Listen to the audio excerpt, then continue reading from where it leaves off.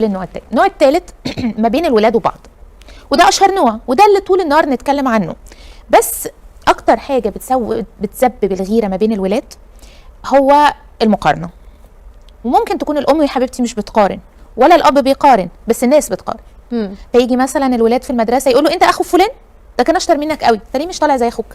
او وريني بقى، هتوريني شطارتك زي اخوك ولا لا؟ فانا او ايه ده، انت مالك طالع اسمراني كده وانت مالك طالع ابيضاني كده، بيعمل مشكله كبيره جدا ما بين الاخوات. ويا سلام بقى لو قالوا لها انت مش طالعه حلوه زي مامتك، فتبتدي البنت طب اعمل ايه المطلوب؟ في الحاله دي احيانا البنت ما بتبقاش حابه الام من كتر ما هم بيقارنوا ما بينهم.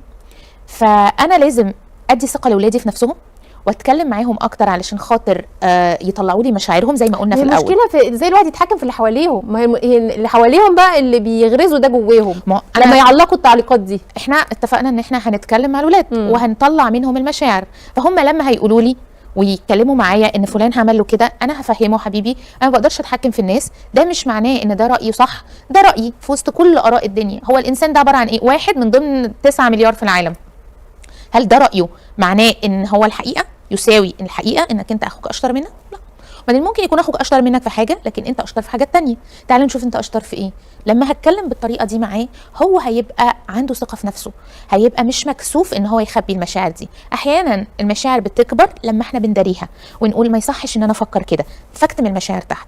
عارفه حضرتك لما بيحطوا يورانيوم مشع في الارض صح. بيفضل يشع حتى لو دفنينه.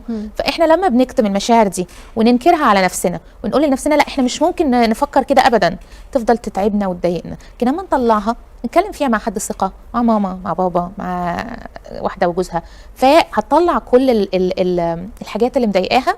زي ما يكون في فار في الشقه بيجري، قفشناه طلع خلاص مبقاش في فار. في مشاعر مضايقانا، في غيره، قفشناها وقلنا ان احنا بنحس بالمشاعر دي، فضفضنا بيها، اللي قدامنا فهمنا واظهر تعاطف، خلاص مفيش مشاعر غير. حلو قوي. احنا